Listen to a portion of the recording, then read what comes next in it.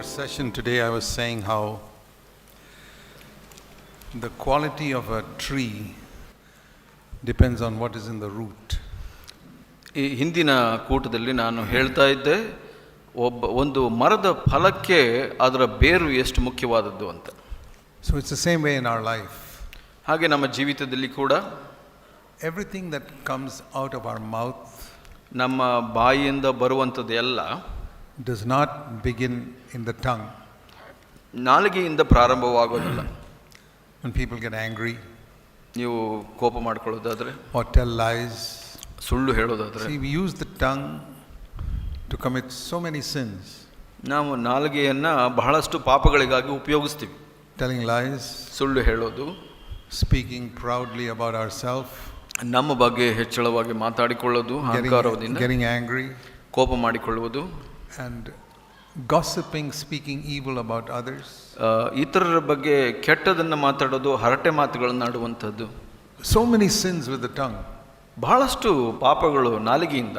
And if somebody says you must control your tongue, ಕೀರ್ತನಕಾರರು ಹೇಳ್ತಾರೆ, ನಿಮ್ಮ ನಾಲಿಗೆಯನ್ನು ಹತೋಟಿಯಲ್ಲಿ ಇಟ್ಕೊಳ್ಬೇಕು ಅಂತ. you can't do it. ನಿಮಗೆ ಮಾಡಲು ಸಾಧ್ಯವಿಲ್ಲ. Because the problem is not in the tongue. ಯಾಕೆ ಅಂದರೆ ಆ ನಾಲಿಗೆಯಲ್ಲಿ ಇರುವಂಥ ಸಮಸ್ಯೆ ಅಲ್ಲ, the problem is in the heart. ಹೃದಯದಲ್ಲಿರುವಂಥ ಸಮಸ್ಯೆ. Very important to understand. ಅದು ತಿಳ್ಕೊಳ್ಳೋದು ಬಹಳ ಮುಖ್ಯ. Now you can do like some people do yoga to control their tongue. ಕೆಲವರು ಯೋಗ ಮಾಡಿ ಆ ನಾಲಿಗೆಯನ್ನು ನಿಯಂತ್ರಣಕ್ಕೆ ತಗೊಳ್ಳೋಕೆ ಪ್ರಯತ್ನ ಮಾಡ್ತಾರೆ. Discipline themselves. I'm not going to speak. ಅವರನ್ನು ತಮ್ಮನ್ನು ತಾವು ಶಿಕ್ಷಿಸ್ಕೊಂತಾರೆ, ನಾನು ಈ ಥರ ಇರಬೇಕು ಅಂತ. There are some monks who sometimes take a vow that I won't speak to anybody for 1 month. ಕೆಲವು ಧರ್ಮಗುರುಗಳು ಹೀಗೆ ಒಂದು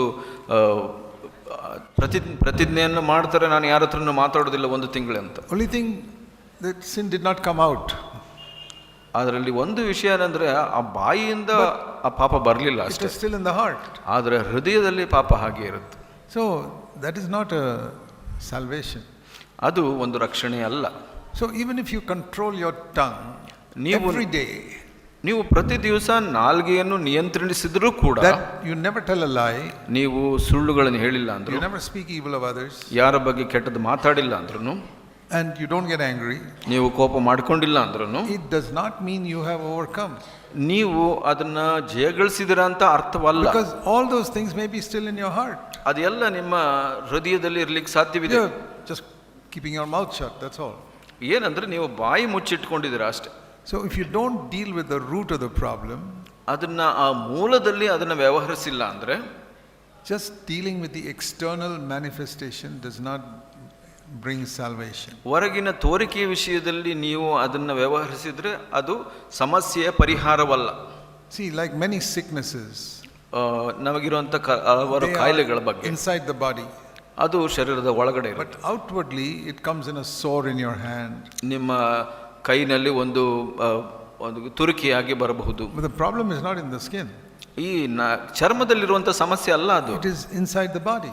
ಆ ಶರೀರದಲ್ಲಿ ಒಳಗಡೆ ಇರುವಂತ ಸಮಸ್ಯೆ ಅದು. If you just put some ointment there, ಅಲ್ಲಿ ಒಂದು ಆಯಿಂಟ್ಮೆಂಟ್ ಮುಲಾಮನ್ನ ಹಾಕಿ, okay, that thing will go, ಅದು ಹೋಗಬಹುದು. but next week it will come on the other hand. ಬರುವ ವಾರದಲ್ಲಿ ಇನ್ನೊಂದು ಕಡೆ ಬರುತ್ತೆ, then you put some ointment there, ಅಲ್ಲಿ ಕೂಡ ಮುಲಾಮನ್ನ ಹಾಕಿ, then it will come on your leg. ನಿಮ್ಮ ಕಾಲಿನಲ್ಲಿ ಬರುತ್ತೆ. Because the root of the problem is never solved. ಯಾಕೆ ಅಂದ್ರೆ ಅದರ ಬೇರೆ ಸಮಸ್ಯೆ ಇದೆಯಲ್ಲ, ಮೂಲ ಸಮಸ್ಯೆ, ಅದನ್ನ ಪರಿಹಾರ ಮಾಡಿಲ್ಲ. In the olden days, doctors would only put it there on the hand, ಹಿಂದಿನ or ದಿವಸಗಳಲ್ಲಿ somewhere on the outside. ಅವ್ರು ಎಲ್ಲಿ ಹೊರಗಡೆಯಿಂದ ನಿಮಗೆ ಆ ಮುಲಾಮನ್ನ ಕೊಡ್ತಾ ಇದ್ರು ವೈದ್ಯರು. Doctors discovered a thing called antibiotic tablets.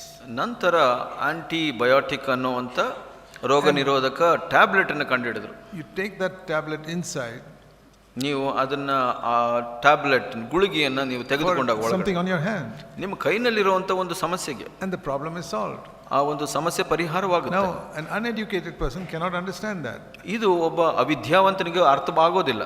How you can put a tablet into your stomach and the problem in my hand goes away? ಅದು ಹೇಗೆ ಒಂದು ಗುಳಿಗೆಯನ್ನು ಹೊಟ್ಟೆಯಲ್ಲಿ ತಿಂದ್ರೆ ಕೈಯಲ್ಲಿರೋ ಕಾಯಿಲೆ ಹೋಗುತ್ತೆ ಅಂತ. An educated person knows it is hitting the root of that disease which is coming out in the hand. ವಿದ್ಯಾವಂತನಿಗೆ ಗೊತ್ತಾಗುತ್ತೆ ಈ ಒಂದು ಗುಳಿಗೆ ಹೋಗಿ ಅದರಲ್ಲಿರುವಂತ ಮೂಲ ಸಮಸ್ಯೆಯನ್ನ ಪರಿಹಾರ ಮಾಡ್ತಾ ಇದೆ, ಅದರಿಂದ ಗುಣವಾಗ್ತಾ ಇದೆ ಅಂತ. Jesus did not come just to make us look nice on the outside. ಯೇಸು ಸ್ವಾಮಿ ಬಂದಿದ್ದು ನೀವು ಹೊರಗಿನ ಜೀವಿತದಲ್ಲಿ ಚೆನ್ನಾಗಿ ಕಾಣಿಸಬೇಕು ಅನ್ನೋದನ್ನ ಮಾತ್ರ ಅಲ್ಲ. That is what in the world they teach, you must behave properly. ಅದಕ್ಕಾಗಿ ಲೋಕದಲ್ಲಿ ಹೇಳ್ತಾರೆ ನಿಮ್ಮ ನಡವಳಿಕೆ ಚೆನ್ನಾಗಿರ್ಬೇಕು. From childhood we teach our children, say thank you. ಮಕ್ಕಳಿರುವಾಗಲೇ ನಾವು ಏನು ಕಲಿಸ್ತೀವಿ, ಧನ್ಯವಾದ ಅಥವಾ ಥ್ಯಾಂಕ್ಸ್ ಹೇಳಬೇಕು. Somebody gives you a gift, you say go and say thank you to auntie. ನಿಮಗೆ ಯಾರು ಮಕ್ಕಳಿಗೆ ಕಾಣಿಕೆ ಕೊಟ್ರೆ ಆ ಆಂಟಿಗೆ ಹೋಗಿ ಧನ್ಯವಾದಗಳು ಅಂತ ಹೇಳು. See, you hurt your brother, go and say sorry. ನೀನು ತಮ್ಮನಿಗೆ ನೀನು ನೋವು ಮಾಡಿದೆ, ಹೋಗಿ ಕ್ಷಮಿಸು ಅಂತ ಹೇಳು. The child may not feel sorry at all, but he has to say sorry.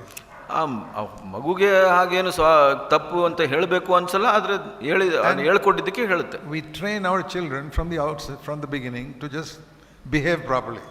ಮಕ್ಕಳಿಗೆ ಏನು ಕಲಿಸ್ತೀವಿ ಅಂದ್ರೆ ನಡವಳಿಕೆ ಸರಿಯಾಗಿರಬೇಕು ಅನ್ನೋದನ್ನ ಕಲಿಸ್ತೀವಿ ಅಷ್ಟೇ. And grown-ups are also like that. We have to behave properly so that we have a nice testimony before people. ಹಾಗೆ ಬೆಳೆದವರು ಕೂಡ ಹಾಗೆ ನೀವು ಸರಿಯಾಗಿ ನಡ್ಕೊಳ್ಬೇಕು, ಯಾಕೆಂದ್ರೆ ಸಾಕ್ಷಿ ಚೆನ್ನಾಗಿರ್ಬೇಕು ಅಂತ.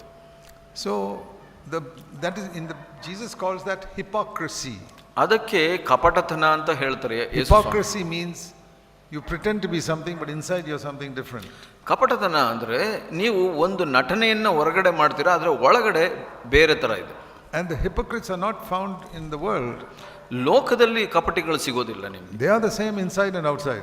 ಅವರು ಹೊರಗೆ ಒಳಗಡೆ ಎಲ್ಲ ಒಂದೇ ತರ ಇರ್ತಾರೆ. They are bad on the inside, they are bad on the outside also.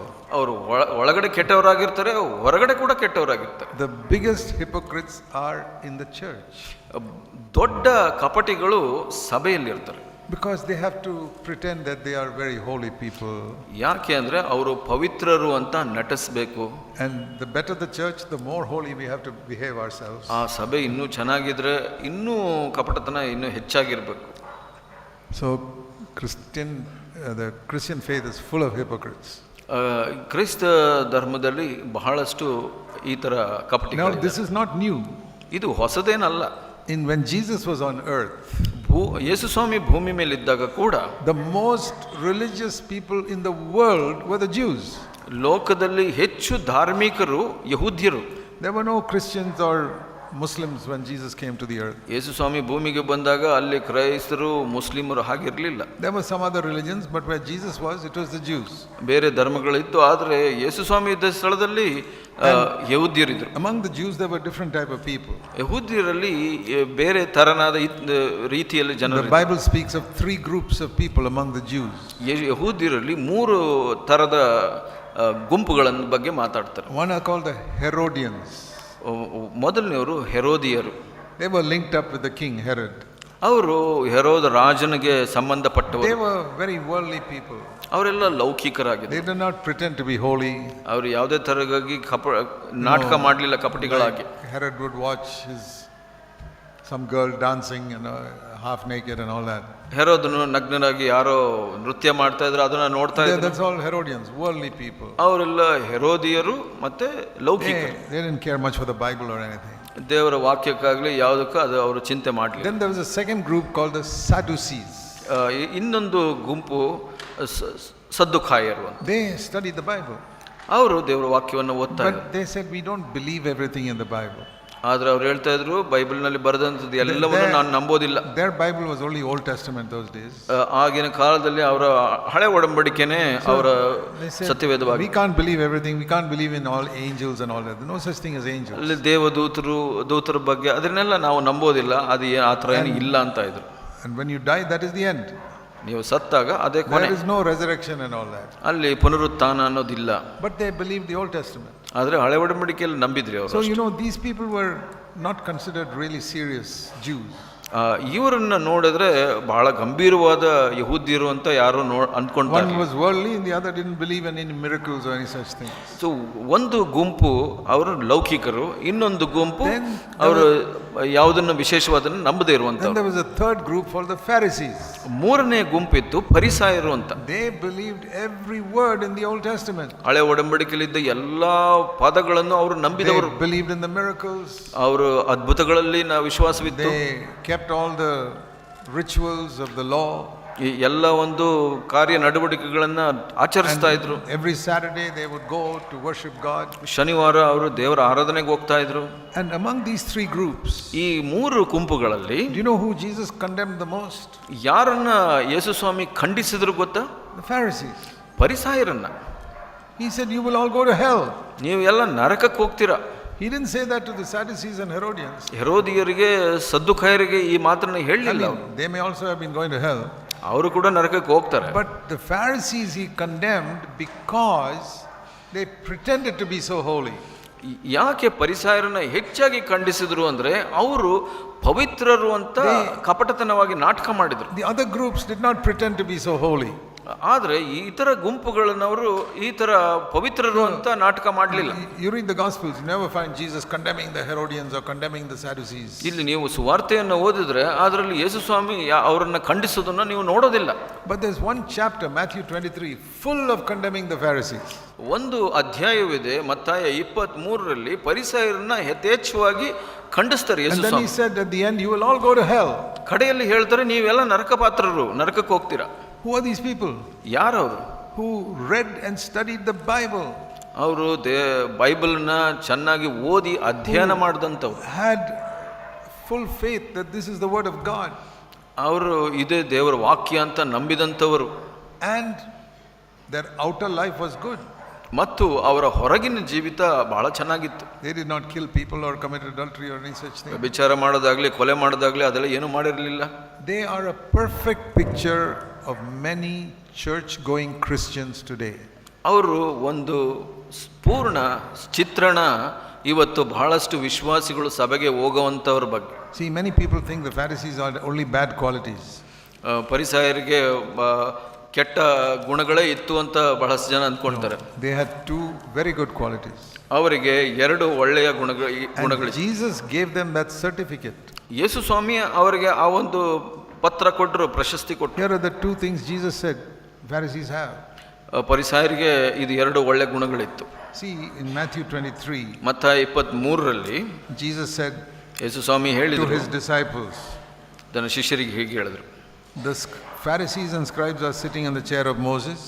ಮೋಶೆಯ ಪೀಠದಲ್ಲಿ ಶಾಸ್ತ್ರಿಗಳು ಪರಿಸಾಯರು ಕುಳಿತುಕೊಂಡಿದ್ದಾರೆ. And listen to this. ಕೇಳಿದನ್ನ Verse 3. 3ನೇ ವಚನ. Matthew 23:3. ಮತ್ತಾಯ 23:3. Everything that they tell you to do, you must do. ಅವರು ನಿಮಗೆ ಏನೇನು ಹೇಳುತ್ತಾರೋ ಅದನ್ನೆಲ್ಲ ಮಾಡಿರಿ. How can Jesus say such a thing unless everything they say is correct? ಯೇಸು ಅವರು ಮಾಡೋದೆಲ್ಲ ಸರಿ ಇಲ್ಲ ಅಂದಿದ್ರೆ ಯೇಸು ಸ್ವಾಮಿ ಹೇಗೆ ಹೇಳ್ತಾ ಇದ್ರು? If there were a few things wrong in what they were teaching, ಅವರು ಬೋಧನೆ ಮಾಡೋದ್ರಲ್ಲಿ ಕೆಲವು ತಪ್ಪುಗಳಿದ್ದಿದ್ರೆ then Jesus would have said, well, most of the things you can do, but some things you can't do. ಯೇಸು ಸ್ವಾಮಿ ಹೀಗೆ ಹೇಳ್ತಾ ಇದ್ರು. ಅವರು ಹೇಳಿದ್ದ ಹೆಚ್ಚಿನ ಅಂಶ ನೀವು ಪಾಲ್ಗೊಳ್ಳಿರಿ, ಆದ್ರೆ ಕೆಲವರನ್ನ ಹಿಂಬಾಲಿಸಬೇಡಿ ಅಂತ ಇದ್ರು. Everything they tell you to do. ಆದ್ರೆ ಇಲ್ಲಿ ಹೇಳ್ತಾ ಇದ್ರೆ ಅವರು ಹೇಳಿದ್ದನ್ನೆಲ್ಲ ಮಾಡಿ ನೀವು ಅಂತ. Today there are about 1,000 denominations in Christianity. ಇಲ್ಲಿ ಒಂದು 100 ಇವತ್ತು 1,000 ಗುಂಪುಗಳಿರ್ಬೋದು ಕ್ರೈಸ್ತ ಜೀವಿತದಲ್ಲಿ. Roman Catholic to Pentecostal, so many denominations. Roman Catholic, ಪೆಂತಕೋಸ್ತರು, ಹಾಗೆ ಬಹಳಷ್ಟು ಗುಂಪುಗಳಿದೆ. So many different groups. ಅವರು ಬೇರೆ ಬೇರೆ ಗುಂಪುಗಳಿದೆ. Will Jesus say about all these groups, everything they say to you, you can do? ಯೇಸು ಸ್ವಾಮಿ ಹೇಳ್ತಾರೋ ಅವ್ರು ಹೇಳೋದೆಲ್ಲ ನೀವು ಮಾಡಿ ಅಂತ. For example, some of them teach you must pray to Mary.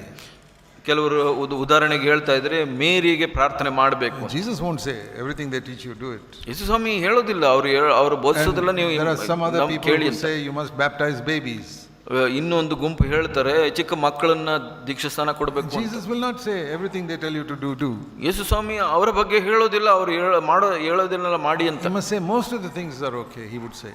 ಅವ್ರು ಹೇಳ್ಬೋದು, ಅವರು ಹೇಳುವಂತದ್ದು ಹೆಚ್ಚಿನ ಅಂಶ ಕೇಳಿ. But there are some Christian churches, ಆದರೆ ಕೆಲವು ಕ್ರೈಸ್ತ ಸಭೆಗಳಲ್ಲಿ all their doctrines are correct. ಅವರು ಬೋಧಿಸೋದೆಲ್ಲ ಸರಿಯಾಗಿರುತ್ತೆ. They don't tell you to pray to Mary. ಅವರು ಮೇರಿಗೆ ಪ್ರಾರ್ಥನೆ ಮಾಡಿ ಅಂತ ಹೇಳಲ್ಲ. They don't baptize babies. ಮಕ್ಕಳನ್ನ, ಚಿಕ್ಕ ಮಕ್ಕಳನ್ನ ದೀಕ್ಷಾಸ್ನಾನ ಕೊಡೋದಿಲ್ಲ. In the Bible.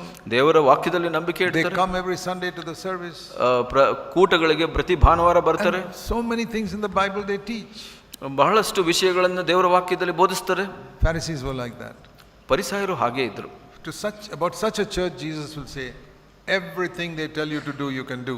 ಅಂಥ ಸಭೆಯ ಬಗ್ಗೆ ಯೇಸು ಸ್ವಾಮಿ ಹೇಳಬಹುದು, ಅವರು ಹೇಳಿದ್ದನ್ನೆಲ್ಲ ನೀವು ಮಾಡಿರಿ ಅಂತ. But he said in verse 3, don't do according to their actions.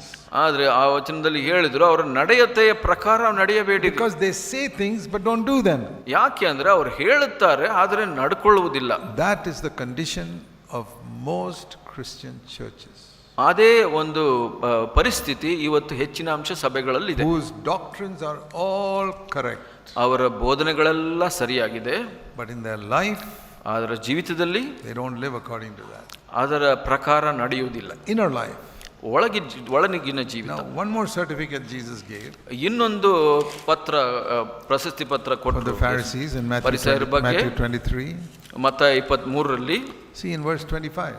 25ರಲ್ಲಿ ನೀವು ನೋಡಿ. First certificate is everything they teach is correct. ಮೊದಲನೇ ಸರ್ಟಿಫಿಕೇಟ್ ಏನು, ಅವರು ಹೇಳೋದೆಲ್ಲ ಸರಿಯಾಗಿದೆ. Second certificate ಎರಡನೇ ಸರ್ಟಿಫಿಕೇಟ್ ಏನು, verse 25.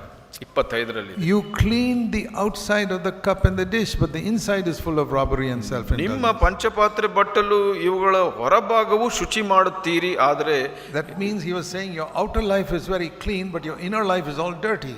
ಆದರೆ ಇಲ್ಲಿ ಹೇಳ್ತಾ ಇದ್ರೆ ಅದರ ಅರ್ಥ ಏನಂದ್ರೆ ನಿಮ್ಮ ಒಳ ಜೀವಿತ ಸರಿಯಾಗಿಲ್ಲ, ಆದರೆ ಹೊರಗಿನ ಜೀವಿತ ಸರಿಯಾಗಿದೆ ಅಂತ. Okay, forget the inner life.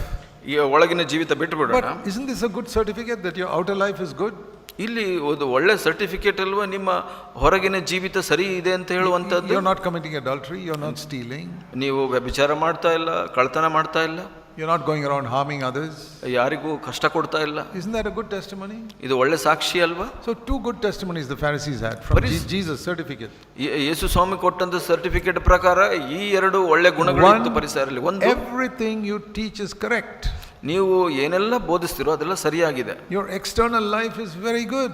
ನಿಮ್ಮ ಹೊರಗಿನ ಜೀವಿತ ಚೆನ್ನಾಗಿದೆ. That is the testimony Jesus will give to many Christian churches and Christians today.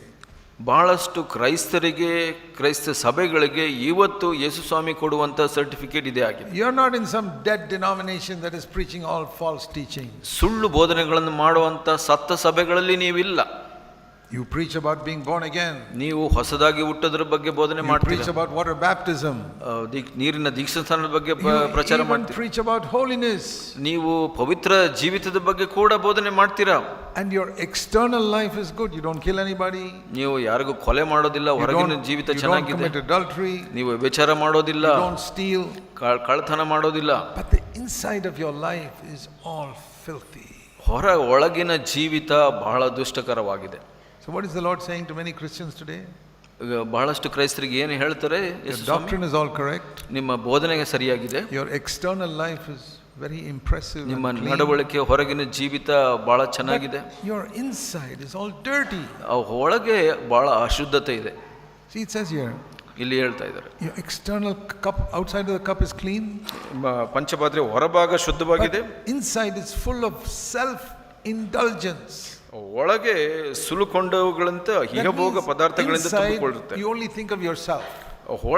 ಒಳಗಿನ ಜೀವಿತದಲ್ಲಿ ನೀವು ಸ್ವಾರ್ಥಿಗಳಾಗಿ ನಿಮ್ಮ ಬಗ್ಗೆನೇ ಯೋಚನೆ ಮಾಡ್ತೀರಿ. Whatever lust will satisfy you, you think about that in your mind. ಇಹಭೋಗಗಳು ನೀವು ಆ ಒಂದು ಮೋಹದಲ್ಲಿ ನೆಲೆಗೊಂಡಿರ್ತೀರ. You don't let other people see it because outside you are a very holy person. ನೀವು ಬೇರೆ ಯಾರು ನೋಡಬಾರದು, ಆದ್ರೆ ಹೊರಗಿನ ಜೀವಿತ ಶುದ್ಧವಾಗಿರುತ್ತೆ. What is going to be the eternal destiny of such people? ಅಂಥವರ ಒಂದು ನಿತ್ಯತ್ವದ ಮಾರ್ಗ ಏನಾಗಿರುತ್ತೆ ಕೊನೆ? Whose doctrine is all correct. ಅವರ ಬೋಧನೆಗಳು ಸರಿಯಾಗಿದೆ. And whose external life is very good. ಹೊರಗಿನ ಜೀವಿತ ಬಹಳ ಚೆನ್ನಾಗಿದೆ. That even Jesus can certify it. ಯೇಸು ಸ್ವಾಮಿ ಕೂಡ ಅವರಿಗೆ ಸರ್ಟಿಫಿಕೇಟ್ ಕೊಡ್ತಾರೆ. Their inner life is dirty. ಆದರೆ ಒಳ ಜೀವಿತ ಅಶುದ್ಧವಾಗಿದೆ. What is the eternal fate of such people? ಅಂತವರ ಗುರಿ, ನಿತ್ಯತ್ವದ ಗುರಿ ಏನಾಗಿರುತ್ತೆ ಕೊನೆ? Verse 33. 33ರಲ್ಲಿ ಇದೆ. How can you escape going to hell? ನರಕ ದಂಡನೆಯಿಂದ ಹೇಗೆ ತಪ್ಪಿಸಿಕೊಂಡಿರಿ? How will you escape the judgment of hell? ಆ ಒಂದು ನರಕ ದಂಡನೆಯನ್ನು ಹೇಗೆ ತಪ್ಪಿಸಿಕೊಳ್ತೀರಾ ನೀವು? How many Christians believe that? ಎಷ್ಟು ಕ್ರೈಸ್ತರು ಇದನ್ನು ನಂಬುತ್ತಾರೆ? How many Christians whose doctrine is all correct? ಬಹಳಷ್ಟು ಹೆಚ್ಚಿನ ಅಂಶ ಕ್ರೈಸ್ತರು ಅವರ ಬೋಧನೆ ಸರಿಯಾಗಿರುತ್ತೆ. External life is very good. ಹೊರಗಿನ ಜೀವಿತ ಬಹಳ ಚೆನ್ನಾಗಿದೆ. But internal life is filthy. ಒಳಗಿನ ಜೀವಿತ ಅಶುದ್ಧವಾಗಿದೆ. How many such Christians believe that Jesus will send them to hell? ಎಷ್ಟು ಕ್ರೈಸ್ತರು ಇದನ್ನ ನಂಬ್ತಾರೆ ಯೇಸು ಸ್ವಾಮಿ ಅವರನ್ನ ನರಕಕ್ಕೆ ಕಳಿಸ್ತಾರೆ ಅಂತ? I'll tell you, the devil does not want you to read such chapters. ನಾನು ಹೇಳ್ತೀನಿ, ಸೈತಾನನು ನೀವು ಈ ವಚನಗಳನ್ನು ಓದಲಿಕ್ಕೆ ಬಿಡೋದಿಲ್ಲ.